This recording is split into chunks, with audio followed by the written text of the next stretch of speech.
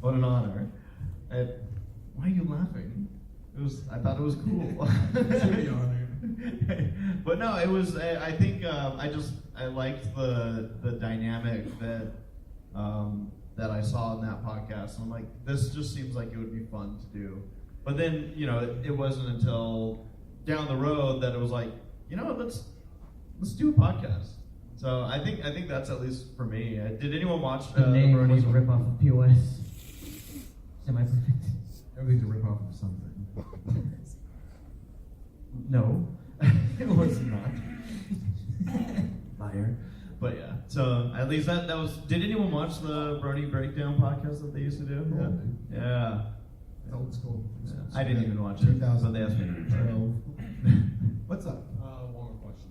What non-pony related podcasts do you watch? Just curious. I like one that's completely unrelated in any way. Hardcore History is the one I listen to. I listen to Sleepy Cabin. You gonna say something? Oh yeah. Well, I'm just saying I've heard of that. Hardcore History? It's really, really good. If you like history, you might check it out.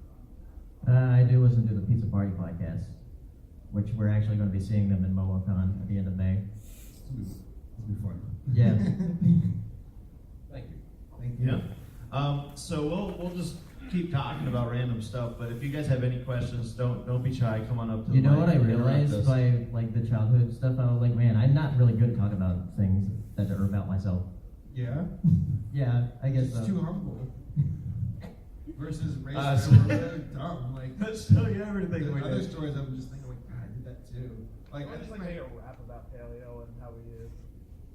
I actually remember the first time I lied about something as a kid. The first time? Yeah. You remember the first time you Yeah, did that? yeah, yeah. Wow. This was as far as I can recall. And it was like against stupid child logic. And this frankly was a PG story. But I lived in Florida at the time, and most Florida houses have these, at least in the neighborhood I was in, these really high fences that were like almost like what, 6 feet tall or whatever. And as a kid, I had a brilliant idea. I'm like, I want to poop in the backyard. I'm like, I want to do it. It always feels right. I decided to poop in the backyard, and I was all done. And my mom went outside, and she's like, okay, what did you do? And I'm like, a dog did it. How old were you again for this? I was like, I think like 5 or something. Oh, okay. And my mom, she was like, a dog did it. I'm like, yeah. A dog jumped over the fence, pooped, and jumped back over the fence. A dog jumped over the 6-foot-tall fence. Yes. And you're sitting there as a dumb kid like, this plan is foolproof. There's no way she can't believe me. It's so unbelievable. It's so believable. She didn't believe me. No, it's incredible because as a kid, you think you have the adults outsmarted. Like you're like, they can't see through this. Your mom sounds like she just had enough of you. Your poor mother. I was like the innocent, stupid kid, while my sister was like the rebellious teenager. Then my little sister was just the we hated her all together. Not her. She was just kind of like Tom girl or Tom. Oh, now that explains things. What? I'm an only child. Yeah, dude. Yeah. You were gifted with so many toys. Why even go outside? Was anyone here inspired by the movie Home Alone as a kid? Yes. Yeah. Okay. What kid wasn't? So I remember I had this brilliant idea. I'm like, if there's ever again, this goes to as a kid, I got a perfect idea. This is something that no matter what happens, I'll be able to pull this off. If I ever have somebody break into my house, and so what I did was I had this bucket thing that was in our backyard, and I was like, I'm going to create the most deadly concoction ever. It's a good idea. And, we had a golden retriever, so there was a lot of dog poop all over the place. So I'm putting that in there. I put some water in here. I think I grabbed... Your mom's like, he's such a good boy. He's cleaning up the dog poop.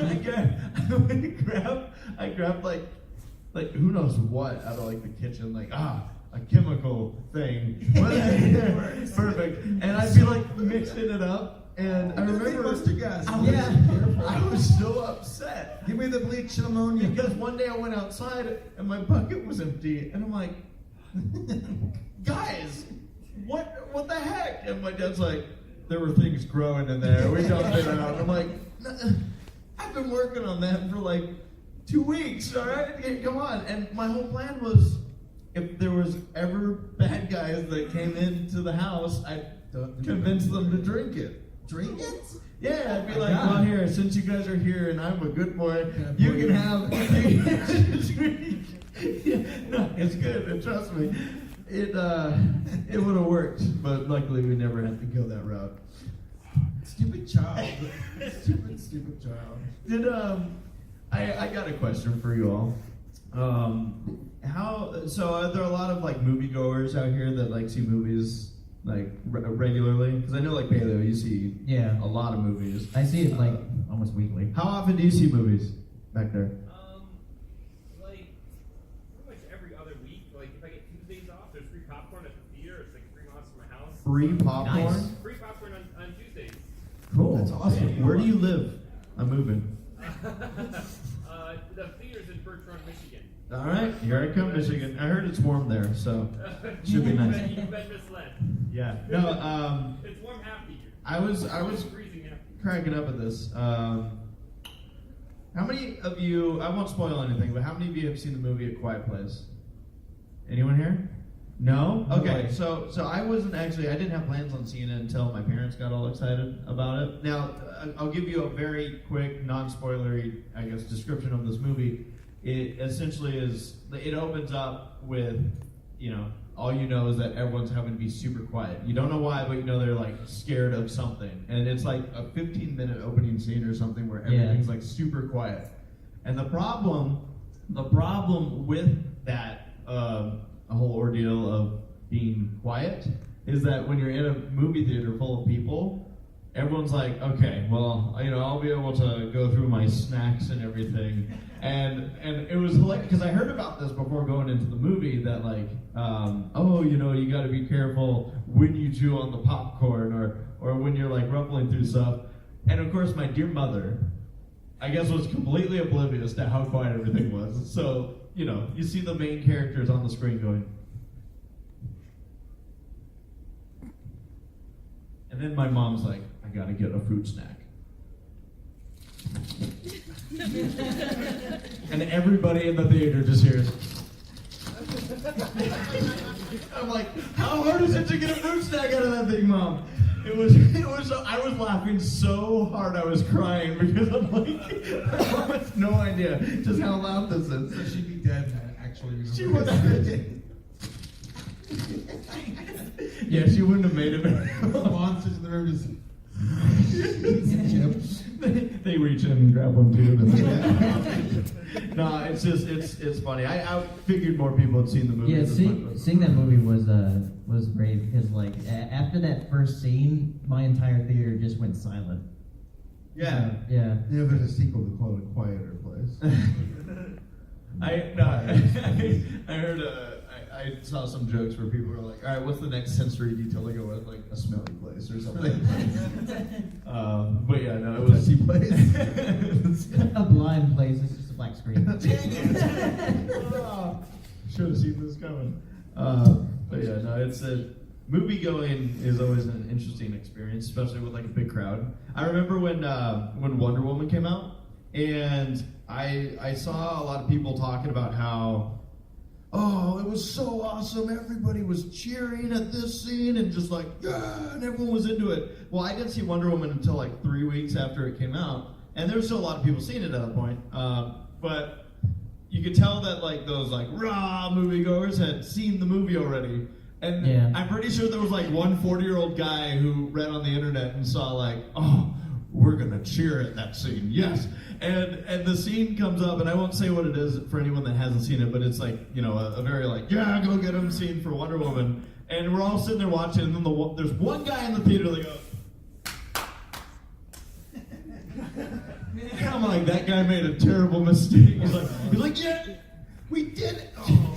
That kind of happened with me with seeing Monsters University. What's the movie? What scene? I forget what it was, but like When the monsters go to kill the Nazis, that's my favorite scene. I forget what part it was, but it was like there was like something that I guess he thought everyone else would think was funny. So he's like laughing and he just like slowly stops because no one else is laughing. I forget what movie it was. I thought there was one I had it recently happen, but sometimes you see a movie that's just like so not good. I remember this happened to me at the third Mummy movie. I loved the Mummy series, and then the third one came out, and I was like, "Where's his wife? What happened to this movie?" Because they just like started changing like the actresses and some of the actors, and they just were like, "Oh, no one will notice," and it really bothered me. Like, really bothered me. And there was like this like really corny, dumb scene where someone dies in it, and it was so bad that I actually burst out laughing for the first time in my life at a scene that was supposed to be sad. And I was like, "Whoa, that happened." But yeah, like, yeah. Sometimes movie going for a bad movie is a whole different experience. Oh, I love bad movies. I adore them. There was one that my girlfriend and I recently watched called Surfer Nazis Must Die. Yes. Yeah, apparently it's pretty infamous. It was on Amazon Prime, which is like just a treasure trove of terrible films. And the Surfer Nazis Must Die is basically about a bunch of like beach gangs in like California, and one of them is like a Nazi gang, and they're like, "We're gonna start the Fourth Reich." It was like 7 of them, and they're all a bunch of teenagers with like bowler caps and like plastic like claw hands, and there's other gangs like we're the you know the aesthetic club or something. I don't know, it's all stupid. But the Nazis messed up and they killed this lady's son who's a soldier, and then she's out for revenge. She's like, it's like a grandma character killing all these Nazis. I'm like, this is the best goddamn film I've ever seen. I remember. Is it worse than Sharknado? It's better because I'm a big believer in schlock, where like it's the entire thing about The Room, where you're like, was Tommy Wiseau, was he serious about this? And according from a dinner conversation last night, he was originally serious about what he was filming, but then he saw the reactions from the audience, and he's like, Yeah, oh, he said like a comedy. yeah, then he spun off as a comedy, where he's like, okay, well, I'll feed into this like purposely. And it still works, but like I love movies where they're like trying and they think they're brilliant and they're like, you know, oh, this is so fantastic, but in reality, it's like, oh my god, this is hilariously bad, but they're genuinely trying. Versus like Sharknado 3, where it's like, okay, at this point you're just really trying to do this. There was. I'm not gonna see it. Well, I was gonna say, I remember seeing, there was one week where I decided, you know what, all the Jaws movies are on HBO. Like, all the Jaws movies are on HBO. I'm like, I gotta know where this goes. I forget which one it was, but it was like one of the Jaws Gets Revenge movies. Jaws of Revenge. Is that the one where Is there like a psychic link? Yeah, they're like the it's all that's left is the mom or whatever, Yeah. and she's like, oh no, all the sharks are after me. Yeah. It was so stupid, and like and the worst part was you've seen this movie. I've seen parts of it. We all cheer for that one like cop dude in the first 2 movies, and we're like, yeah, he got the shark, and then they're just like, yeah, and then a shark scared him and he had a heart attack and died. Yeah. Like that was literally how they wrote off his character. He saw a shark fin and had a heart attack. It's like, what? Do you have a question, by the way? Yeah. No, he stood up just to get closer. Well, this question is completely random. Okay, good. So, do you think owning a skunk is a good idea? Owning the skunk? Yes. Because I actually kind of want one. I have skunks like all outside my house in Virginia because I guess they just are Attracted to you? Yeah, exactly. No, I remember when I first saw them, like, I pulled up in my car to go back to my apartment, and they're, like, in this little grassy field near my apartment, but I was just kind of spooked out for a second because the lights on my headlights could only see the white stripes, and they looked like floating snakes. I was, like, ghost or something? I was scared for a few seconds. It was like creep. I'm, like, floating around over the grass. I mean, I think if I saw a bunch of them, I think I'd still be scared. Well, then I'm like, oh, skunks. Because you can tell when they're in the air because they start smelling bad, and it's like, be careful. And the residents are like, yeah, there's a skunk in the parking lot, be careful. Because there's also like cats that apparently like keep the skunks away because cats are cool, I guess. So, but no, I heard, I don't know, why would you want a skunk? Well, Well, I mean, that's a good Yeah, argument. well, I live in Indiana where it's actually legal to own one. Here's the thing: is my dad's told me about how I think it was like one of his aunts or something